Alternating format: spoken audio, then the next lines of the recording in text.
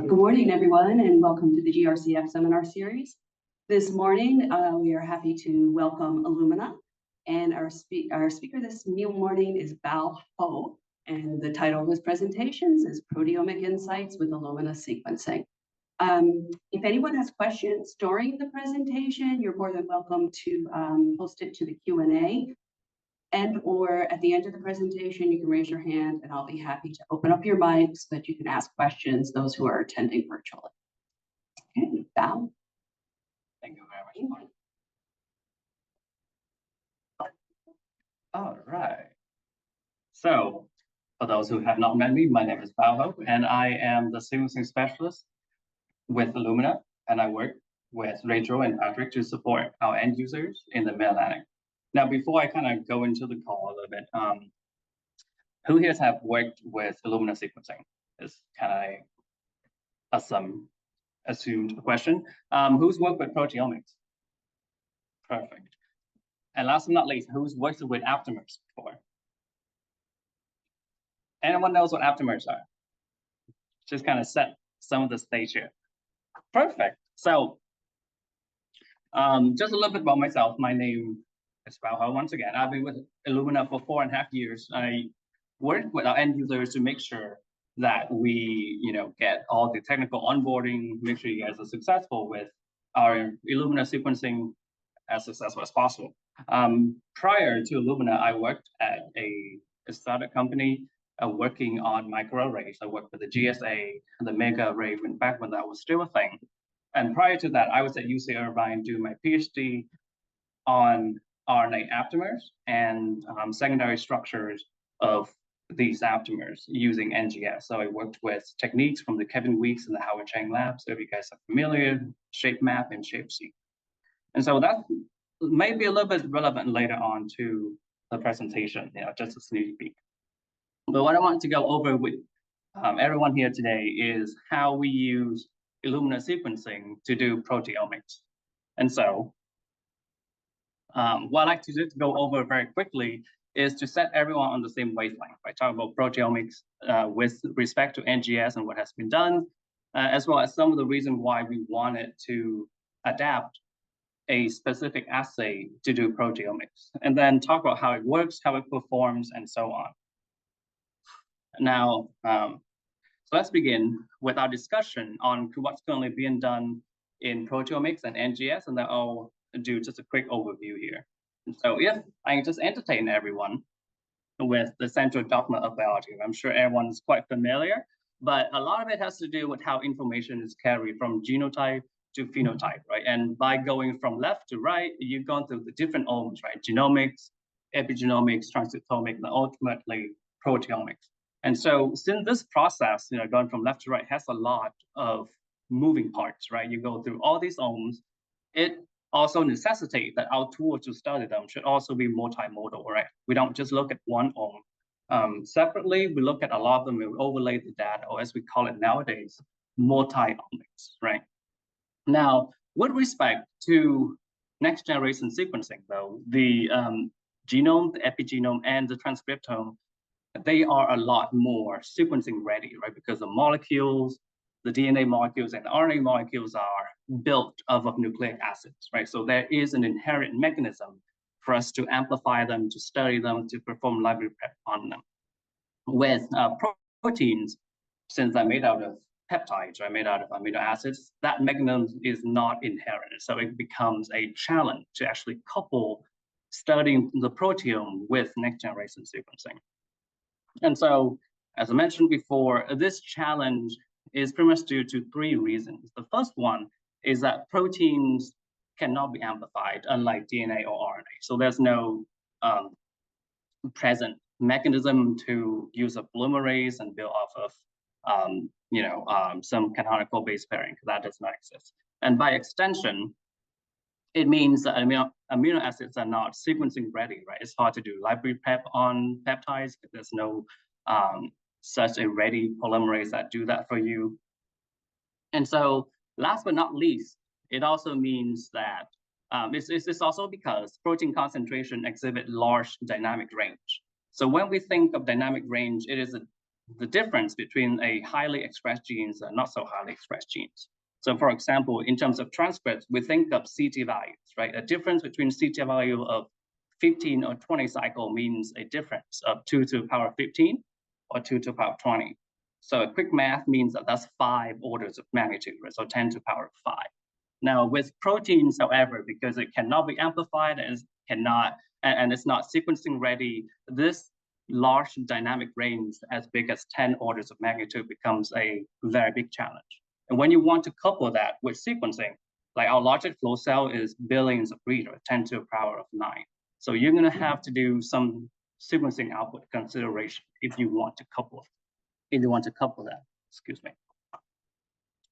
And so, however, that hasn't stopped folks from studying proteins using NGS. And one of the most familiar methods is to use antibodies, right? When you take an antibody and then you conjugate it with an oligo. So the oligo, the handle will have PCR handle, an antibody barcode, and a capture sequence. In this case, is a poly A tail. So this is the way where you can capture the poly A tail here with PolyGT and sequence the barcode. And by sequencing the antibody code, you will then know which antibody is present and hence can infer what proteins are present in your samples. And so this technique has been adapted for multiple approaches. The first one is CyC, where you do single cell simultaneous profiling of the transcriptome and the surface proteins, right? You also have these kind of approach, which are also antibody based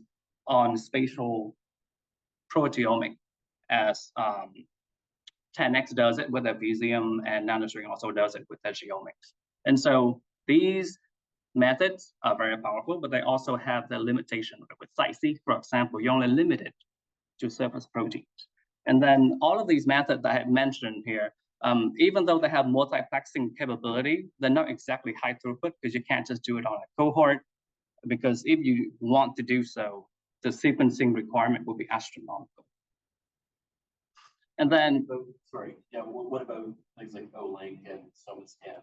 Okay. Perfect. Sorry. Perfect. No, I love it. I love when one the same wavelength, because my presentation is doing my job.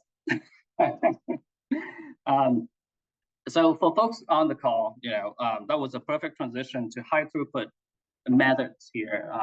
We have the Olink proximity extension assay as well as the Alamar new ELISA platform. The concept is the same. They use an antibody pair to bind to the proteins, right? And when the correct pairing is confirmed, the barcode is then amplified and then sequenced. So once again, you don't really sequence the peptide, you rely on an affinity assay to then sequence the barcode here to infer the type and the quantity of the protein within your sample. And so there have been methods that exist, but they do also have their own limitation. And so when we at Illumina wanted to bring on proteomics, and we have been wanting to do this for quite some time, we became aware of these methods here, right? And when we also understand that there are other platforms, affinity-based, that can also do the same thing. So we have folks trying to do that. This very thing with nanoparticles, and they also want to do that with aptamers too. Which brings me to aptamers and a large chunk of my time in my previous life working on these. So aptamers, for those who are unfamiliar, they're oligonucleotides that can bind to different targets, right? Like you can have a single-stranded either DNA or RNA molecules that can bind to ions, to small molecules, my apologies, I couldn't see it from here, to proteins at different cells and so on. And so when we looked at the capability of what aptamer represent, we're like, aha, is there anyone that is currently doing that, right? And the reason why the aptamers have such specificity and affinity is because they can be evolved through this process called CELEX. Is where you start with a large library of molecules, usually 10 to the power 15, all the way up to 10 to the power 21 unique molecules. You expose that to whatever target interest that you want, in this case, the proteome. And then you search for the binder, right? So you perform a binding column, you wash away all the unbound molecules. What you're left with are the bound complexes of your aptamers and whatever target of interest you have. By the end, you amplify the sequences here, and you go through this round after round after round. You can go from 5 to 10 rounds. It will reduce your diversity from 10 to about 21 to hundreds or thousands of final sequences that display the affinity and specificity to that specific target. And so when we look at current methods of folks that are trying to do this with a proteome, there's a company called SomaLogic, or nowadays as they're known as Standard BioTool after the merger. What they had done is evolved aptamers so that they have very good binding and specificity to different targets. And they do this on a microarray. So this is a fluorescent assay, right? So you, by the time you isolate these aptamers here, you flow that onto the microarray, and then you can identify the type of aptamer that bounds to the proteins, and then infer the amount of proteins and the identity of the protein that are in the sample. And so what we want to do then is to adapt this assay here, effectively translate it from a fluorescent assay onto a sequencing assay. Simple enough concept? All right, let's see how that works, okay? And so, which brings me to the next part, right? How are we going to adapt a fluorescent assay onto a sequencing assay, and how does, how do we make sure that the performance is not affected, and how that compares to other current methods like Illumina and Olink that are out there these days? And so, as I mentioned, we were looking at different proteomic platforms to adapt to sequencing, and one of the reasons that we wanted to settle on this technology is the content scalability. So what I mean by that is, for an antibody assay, there's a lot of cross-reactivity you have to think about. So when you have a target pool of 5,000 proteins, if you want to have an additional 1,000 proteins, it is difficult to scale, because when you add the antibodies onto the same reaction mix, there's going to be cross-reactivity, and that impact your performance. For aptamers, this is less of a problem. And so you can have thousands and thousands of these aptamers into a single master mix, and it still does not impact your performance. Secondly, is that it is highly reproducible. Aptamers, as I mentioned, are oligonucleotides. All you need to synthesize them are standard oligosynthesis equipment. So there's no animals control. There's no animal. Maybe there's some animal control too, but very straightforward, right? It's easy to synthesize, and that makes it also cost effective. It's a lot easier to go on board.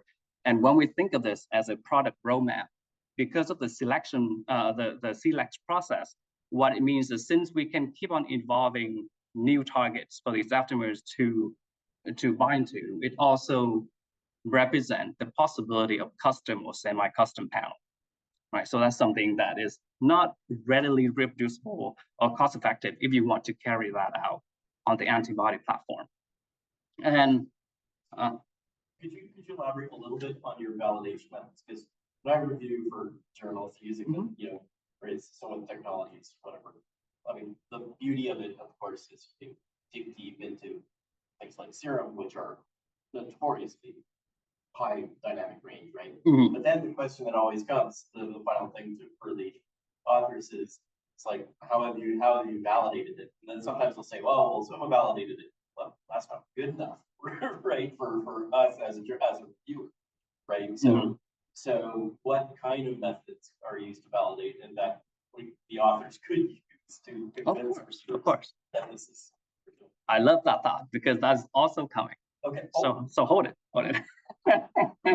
But no, I love it. It means that we have the same train of thought. Don't worry. I got you, man. I got you. All right. Sorry. Where was I?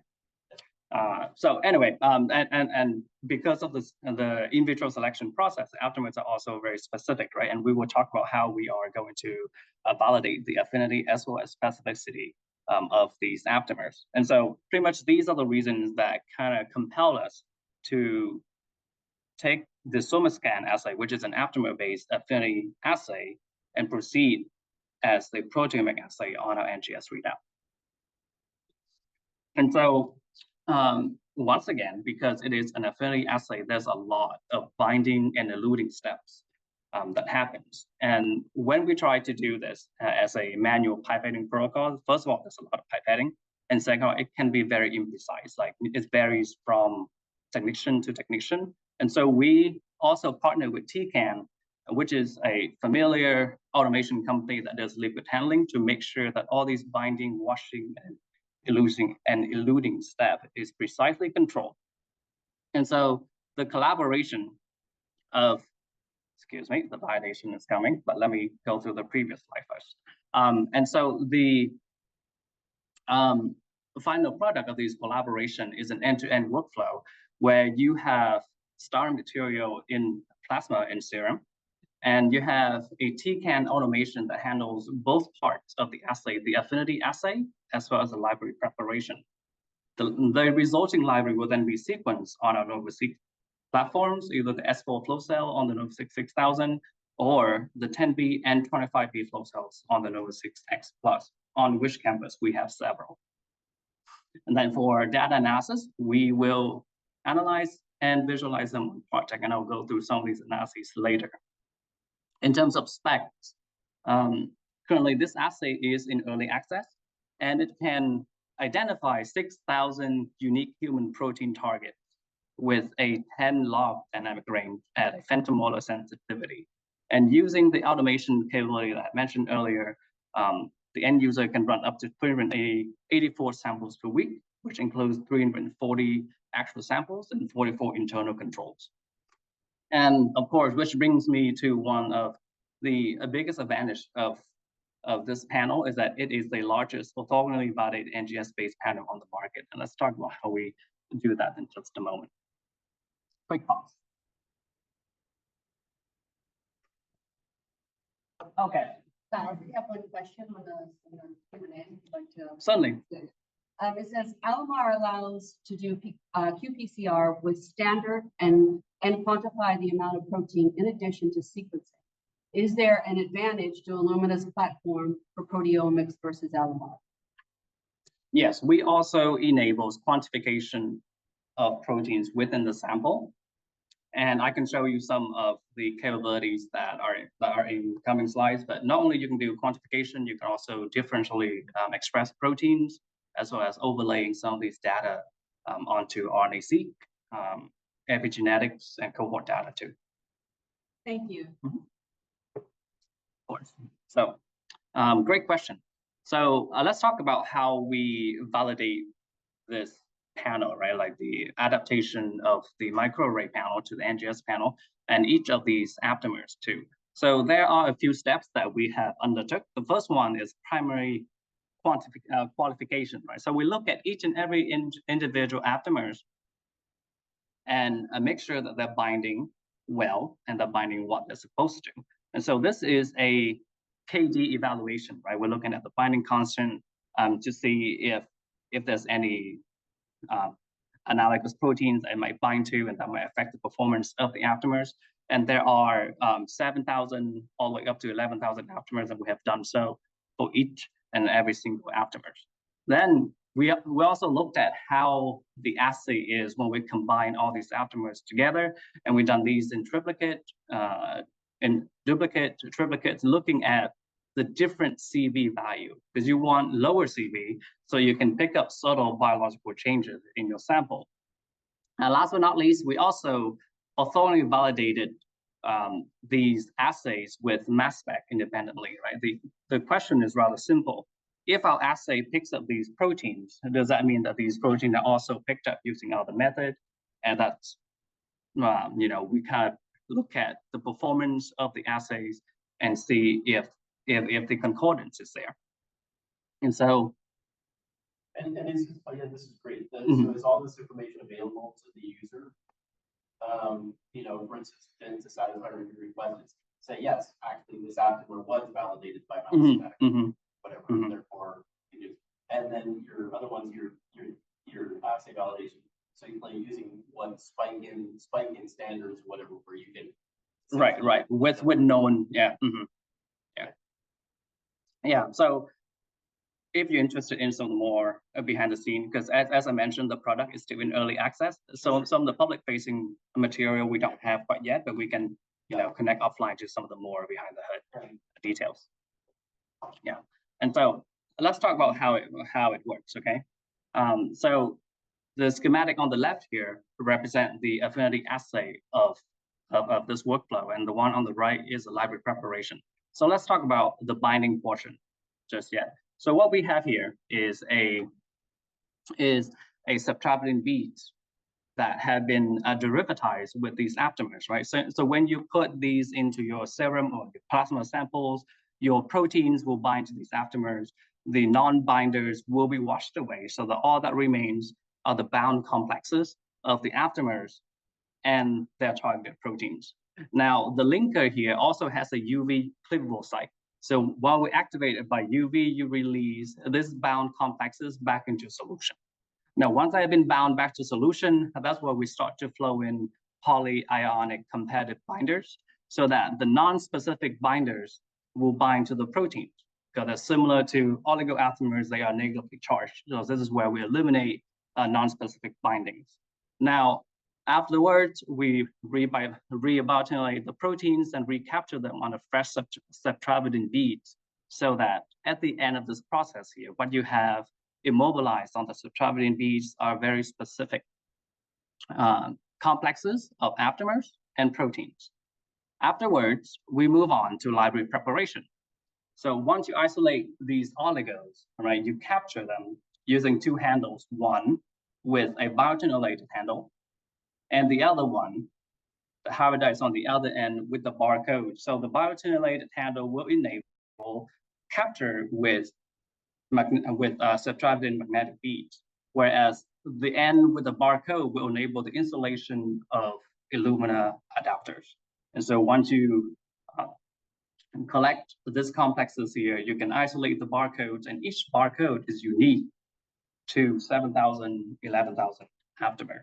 So you can install the P5, the index 1, index 2, and then you have your barcoded library ready for sequencing. Pause. Questions so far?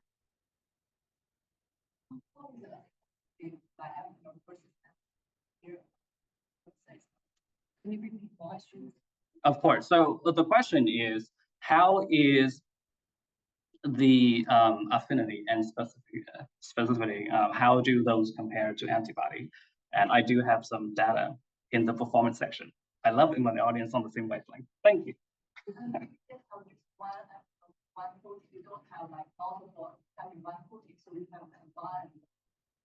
Great question. So the question is, do we have multiple aptamers for the same proteins, or just one aptamer for that very same protein? The answer is yes, we do have a 1-to-1 ratio of barcode of aptamers to proteins. However, that concentration is different, right? This is because sometimes all you might pick up is albumin, and that might not be the most interesting. And so depending on what the abundance, like assumed abundance of some of the housekeeping genes, we will vary the concentration of these baits, right? So they will bind differently. Other questions? Does that impact the quantitation?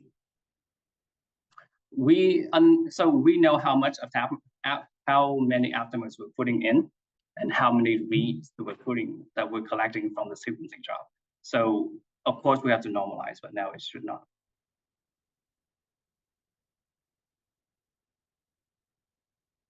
Okay, great question so far, guys. And the last step of the workflow is analysis, right? So at launch, we will have secondary analysis available where where the end user will get to perform normalization as well as protein expression quantification within the sample. So you know how many of the proteins are there. And then post-launch, we also are planning to enable tertiary analysis and reporting. And so as you might have been aware, we actually acquired Project quite a few months ago, around February earlier this year. And with that, the capability that we're planning to incorporate into this workflow is the ability to generate visualization, publication ready that have capabilities such as differential protein expression. I'll show some of the examples that we can do with Partec on the Illumina Protein Prep. And so, Partec's bread and butter is principal component analysis, right? Where you reduce the complexity of the data set and will, help you cluster different data points. And so what you can see here is an example on the left where the author in this review here back in 2022 used Partec on the proteomic data set to look at survival status of a different patients based on how top 8 differentially expressed proteins are clustered. And of course, you also get to do volcano plots to look at proteins that are differentially expressed and the usual heat maps and bubble maps. So these are the capabilities that that we plan to bring on as part of this analysis. Now, of course, as I mentioned earlier, it is because the biological event has so many moving parts, right? That we have to make sure that our tools also cover the multi-omics.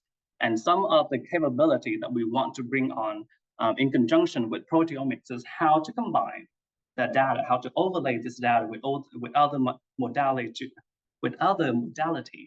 to provide deeper insights. So an example of what we can do is to combine proteomic data with transcriptomic data to create then a pair study where you can look at corresponding differential expression. And then, for a lot of folks that study RNA expression, it might be because they truly are interested in how the RNA is regulated. But also, some folks use RNA expression as a proxy to study how many, translational event or how many proteins that will be present at the end of the biological event.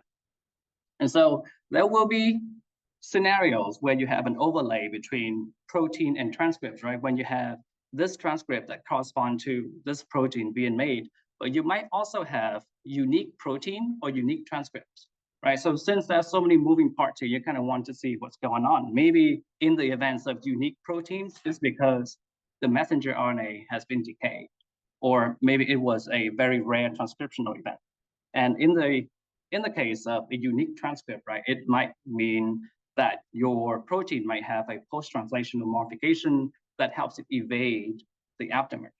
And so these are the missing information that we want to enable the end user.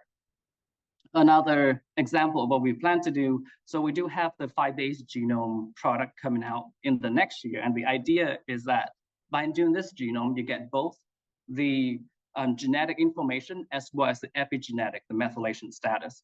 And when you overlay this data with the proteomic data, it creates a strong scenario for you to enable identification of cis and trans qPTLs. And so you can look at a SNP event, right? See how that information is carried, and then if there's any methylation status that might be influenced by external factors, and then see how the genotype is finally expressed at the end of the biological event. And so these are the type of studies that can be that are powered by our software Illumina cohort, which have traditionally been configured to ingest cohort data, right, with genomics and transcriptomics, and now we're configuring it to ingest proteomic data as well. So these are the kind of the capabilities that we're very excited about to have available post-launch to enable end user research even further. Okay, I want to take a quick pause here to take any questions regarding the workflow, aptamers. Yes. If we wanted to do our own statistical analysis, can we just get the data files without the... Of course, you're not locked into our ecosystem, but great. So the question was, if the end user wanted to get the proteomic data and perform their own statistical analysis, can they? And the answer is yes. These data formats are compatible with your own workflow as well, so you're not locked into the Illumina software. Other questions?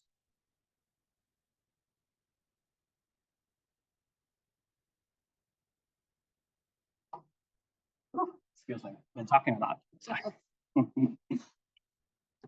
Awesome. Where was I? Oh, to recap, right? What we had done is to take a microarray assay. It is a fluorescent readout. It's an aptamer affinity assay, and adapt that onto a sequencing assay with an NGS readout. And so when we look at performance, there are a few questions that we want to answer. Was the adaptation successful, right? How does it compare? When we look at the fluorescent output and the NGS output. So that's number one. Number two is, what is the performance and reproducibility of this assay in general, right? When we look at different samples from different subjects, whatnot.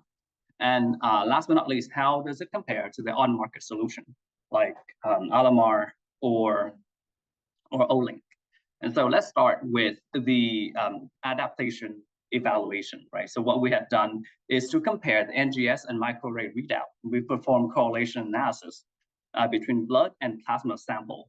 And so whenever you want to do a correlation coefficient frequency, if you want a good result, or what you want to see is that the peak is shifted all the way to the right-hand side, closer to the value of 1. That shows a high correlation. And so as you can see here, more than half of the aptamer reagents exhibit correlation rate greater than 0.9. So what we saw is very promising. Right, an example here is carbonic anhydrase 6, which shows high correlation between the array relative fluorescent unit and the NGS normalized count here. So that was promising. We also use this to look at comparison between microarray data and the sequencing data on plasma samples, specifically looking at regulatory genes involved in menopause. So what we had done then is to collect samples from both male and female over a range of ages, right? And so the microarray data is represented here on the top half of this figure, and the NGS data is represented here on the bottom half of this figure. So the male data set is represented here in blue, and as suspected, when you go across the ages, right, the expression of these genes remain relatively unchanged. So that is expected in male data set. Now for female data set here, which is represented in red, in both the microarray and the NGS output, you can see the trend are very similar, and how these genes become highly expressed as the years go by. So this is something that shows us that the adaptation was very successful, because the data points look great, you know, it checks out. Those graphs look very bright. They are. We were very impressed with the, you know, a comparison between the fluorescence and the NGS count. We were very impressed ourselves.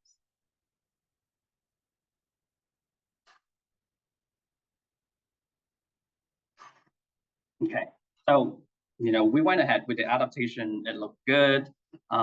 We also wanted to show consistency of the lots, right? Because the advantage, one of the advantages that I mentioned earlier about the aptamer technology is that we can make it very effectively, right? All you need is standard oligosynthesis equipment.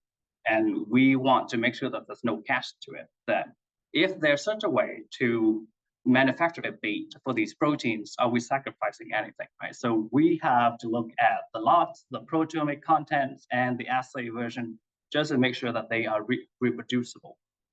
And so, as you can see here, aptamers that were manufactured earlier as well as later in time have great concordance, as shown here in the figure on the left. And with the table in the middle, as well as the graph here on the right, we are showing that by changing the proteomic content, all right, when you go from 5,000 aptamers to 7,000 aptamers to 11,000 aptamers, it does not impact the performance. Now, this is important because of two things.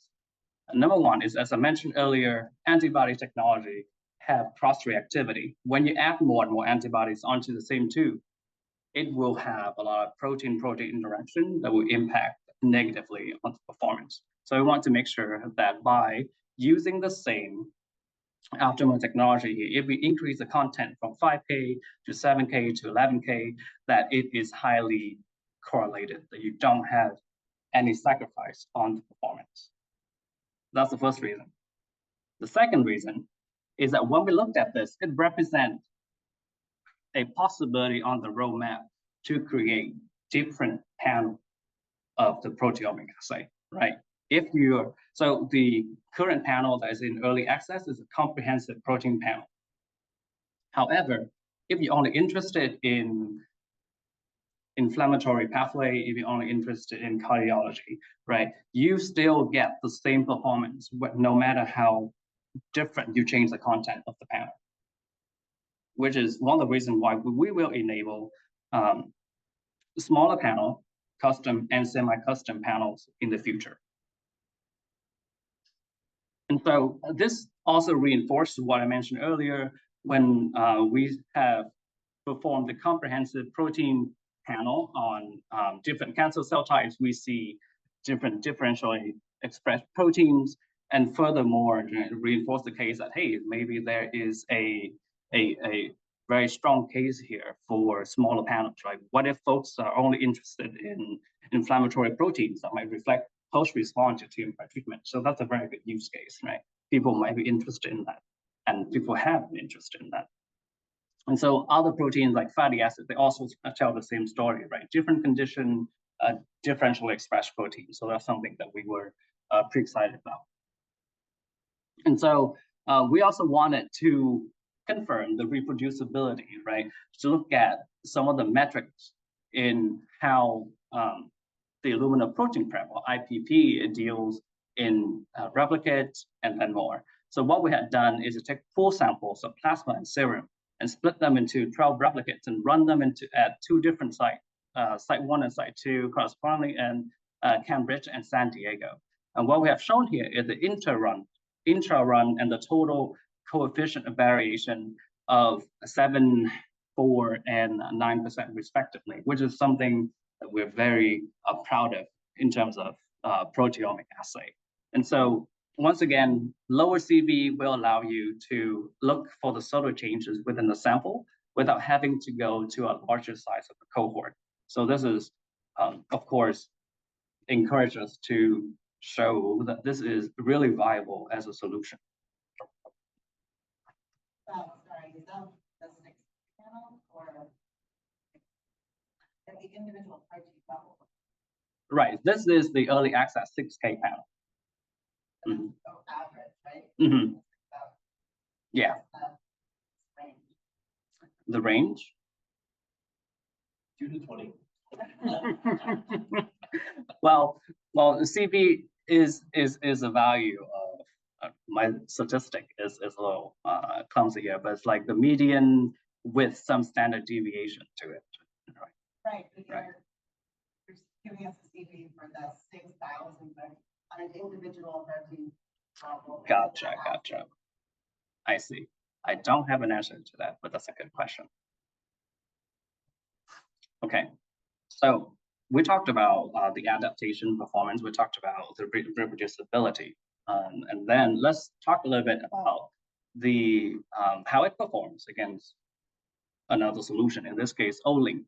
And this is a busy slide, but what I like to pay attention to is back to the CV point. Our CV is lower than 10%. That's being generous, where we have seen a CV of up to 20% with the Olink assay. And another point that we are quite confident about is the orthogonal validation of these assay with mass spec, whereas Olink might not have done the same, at least as far as the moment that we have performed these tests here. And so, in fact, there is a preprint that came out recently that compared the SomaScan assay, is SomaScan.IPP. However, we do know that the adaptation has very high correlation, showing that a comparison between the SOMAmer-based assay against the Olink assay, and they have 3 observations that I'd like to point out. The first one is that the expansion of coverage does not impact, or as in the word, retains the precision with the aptamer-based technology. So what this means is as you add more content and you add more aptamer onto your reaction mix, it doesn't negatively impact the performance. So you still have the same CV. Whereas in contrast, the newly added antibodies from the latest Olink platform, yielded imprecise value, some which below limit of detection. So once again, back to what I had mentioned earlier, if you use more and more antibodies, you will have increase in your CV, and that impacted performance. And they also reported the CV values of a 6.8, which is quite lower than what we have seen on an average of 10%, and the Olink Explore HT of a 35.7. You can see here the histogram of the frequency they included in the figure. Yeah, and so I know you and I'm sorry, the lady in the back that asked about the performance comparison between antibody-based assay and aptamer-based assay. So these are not only what we had done in the among our team internally, but also independently reviewed in the preprint too. It's not or maybe your material start. The assay currently uses 55 microliter of plasma and serum. Great question. Material, more method of all materials. I see. So the question is, how much material does each assay start with, right? And the answer to that is that the IPP assays start with 55 microliter of plasma or serum. I actually don't have the figure of the input material for Olink off the top of my head. But just getting at this, in terms of your design of your aptamers, presumably have some kind of threshold KD beyond which you won't accept it as an aptamer. Like you need to have a certain affinity in order to make the cut. Part of the validation, yes, the qualification, correct. Thank you. Thank you.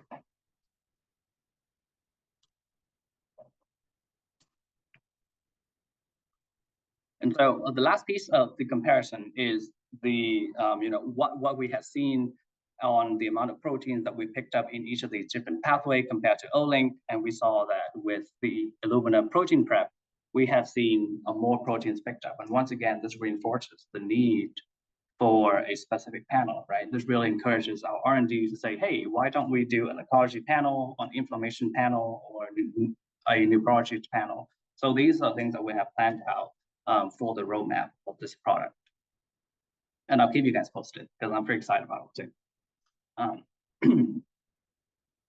Now, what I wanted to kind of include here, it is not strictly a competitive comparison. However, we often get questions on how this assay can be combined with other modalities like single nuclei RNA sequencing or LCMS, right? And so what I wanted to highlight is this paper here because it was done locally with the Baltimore longitudinal study of aging and religious orders study.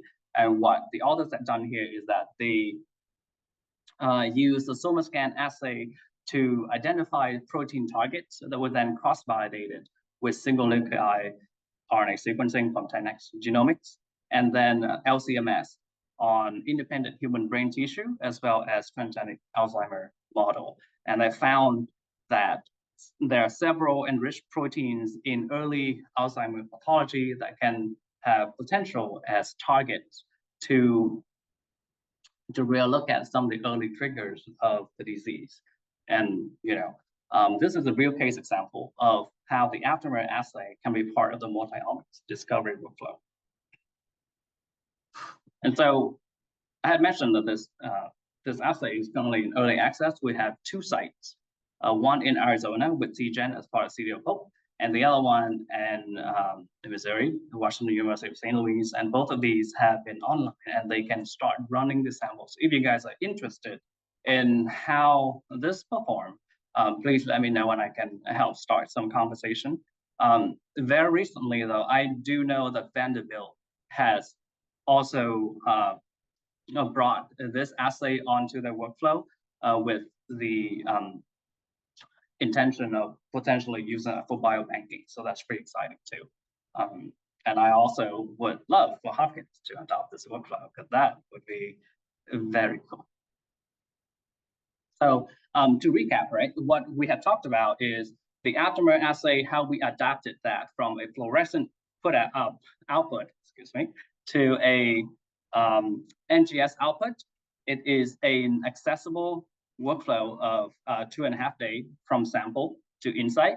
It is a robust and high-performing assay based off of aptamers, and it is scalable, right? Which represent not only how many samples you can do, but also the potential for smaller panels, custom and semi-custom panel on the roadmap in the future.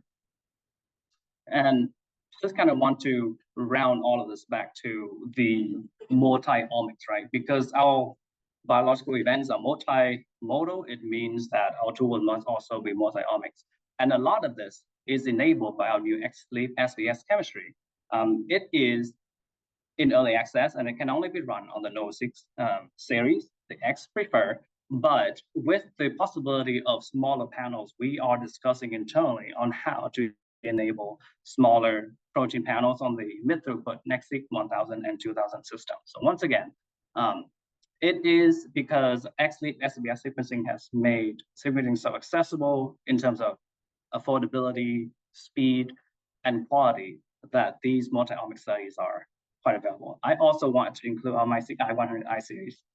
Have you guys heard the new announcement that came out 2 weeks ago? We have a new low throughput, and it's quite cool. So I just want to squeeze it in here. But I'm very excited to talk about it too. But other than that, I'd like to thank you for your attention. We're happy to take any more questions. But wait, there's more. Back to the I100, we have a seminar that's supposed to happen 1 hour ago. However, usually these webinars will all be available on demand. So you can click on the webinar, request access to it to learn more. But other than that, this has been Bao Hao with Illumina. Thank you.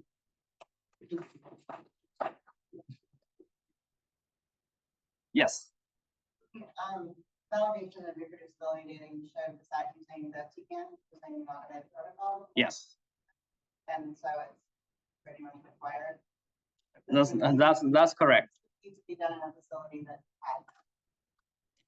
That is indeed correct. We tried doing it manually, and the reproducibility was negatively impacted. Like, you know, with any affinity assay, right? The flowing of reagents, and that is too much of a variability for us to not take automation into account. It's not going to be in the lab.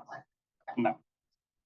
Yeah, so the sites that came on earlier, TGen, Washington University, and Vanderbilt now, they are looking to do high throughput model. Yes. Of course we can. Of course we can. So I actually forgot to include some of the costs here, but so in terms of just reagents alone, at list price, it comes out to be like $425 per sample. So you're looking at, like, say 10,000 proteins, right? So that's 4 cents per protein, if I remember correctly. That is just the prep. Yeah. We do have one question online as well, Val. Yes. When you say the Illumina protein analytes have been validated by MS, is there data for all 6,000 targets being validated by mass spec? And is there a white paper? Good question. So yes, we have validated with a mass spec on the entire panel for the early access Illumina Protein Prep, which will identify 6,000 protein targets. As it is an early access product with a full commercial launch plan on Q1 of 2025, we will have data and literature, white paper included for some of the orthogonal validation that I talked about. Thank you. Well, I think the cost aspect will be key. So, like, you know, if we do proteomics here, you know, you already have ballpark numbers in your head, right? If you want to identify 6,000 proteins using our core facilities here, and if you want to do a phosphoproteome on top, you're talking what, $10,000 for 16 samples or whatever on that right?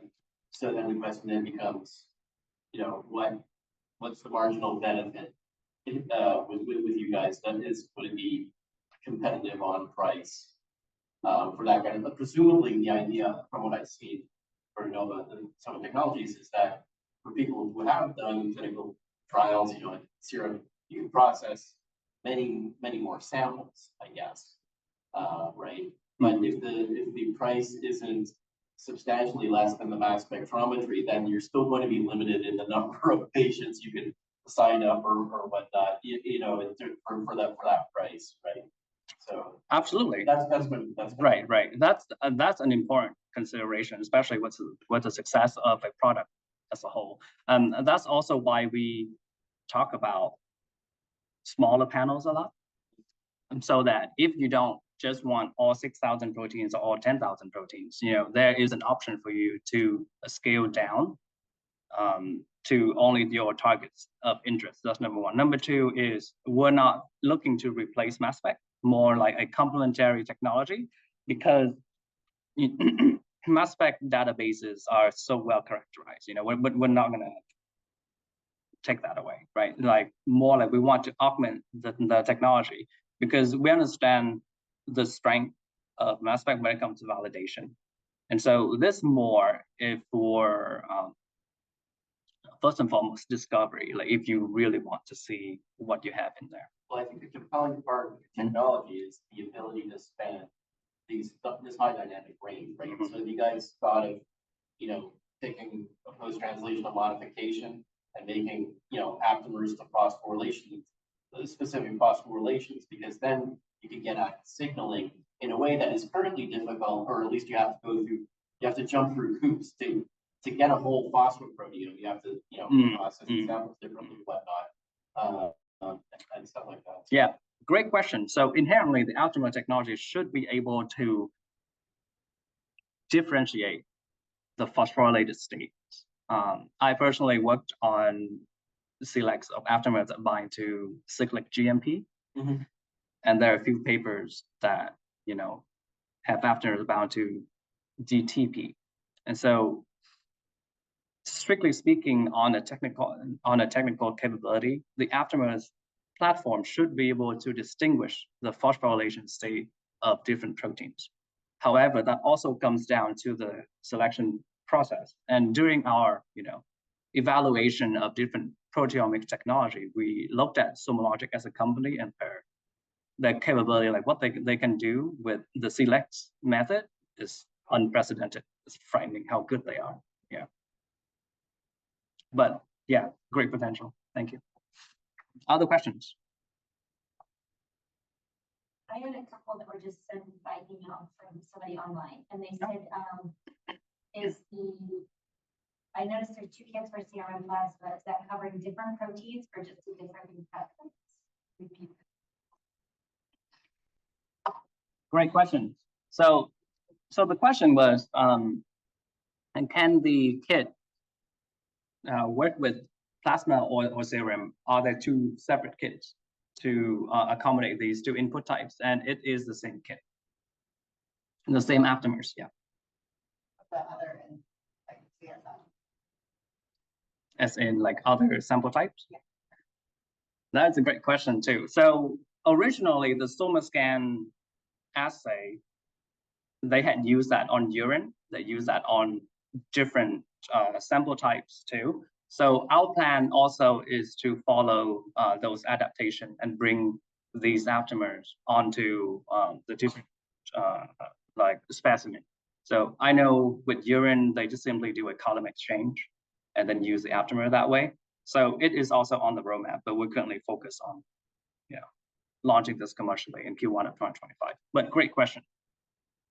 She also asked, does the prep go directly from the plasma serum to library prep, or is there an extraction process?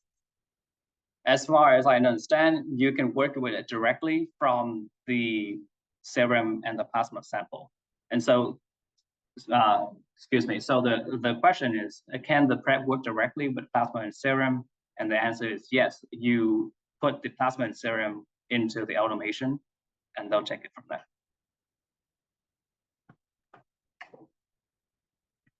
Is there any reason why it couldn't be used as an experimental tool like on tissue culture cells? As in, so the question is there any reason why it cannot be used as an experimental tool on tissue culture. Yeah. As an example. Lab, serum, and specific sample types. Mhm. So, right, with any binding assay, right, the ionic strength, how much salt in there is important. If you change that, you will change the KD. And so that's why if we change the solution, we have to do the column exchange to make sure that the magnesium, potassium in there is facilitating the binding in the KD correctly. So I wouldn't be against it, but it will involve some extra steps. I have one more question online. Val, are there non-human kits or are these aptamers only for human samples? So right now, our roadmap is human samples only. However, due to the nature of the select process, right, you can use that population of molecules and select for all kinds of targets. So the method itself is not limited to just humans only. But as far as roadmap goes, when we launch it in Q1 of 2025, the first panel will be for human proteins. Thank you.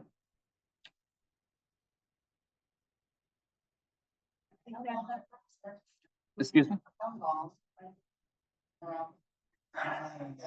Good question. I actually don't know, but it's less than 100 nucleotides for sure. So you have a binding motif flanked by constant regions for PCR handles. Great question. They're not long. There's no more questions online. Nice. There are no more Okay. questions online at this time. All right.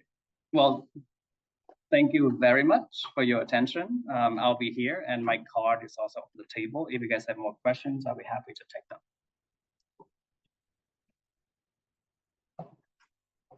Thank you, Val. And our next presentation will be in early December with more details to come in the near future. Thank you.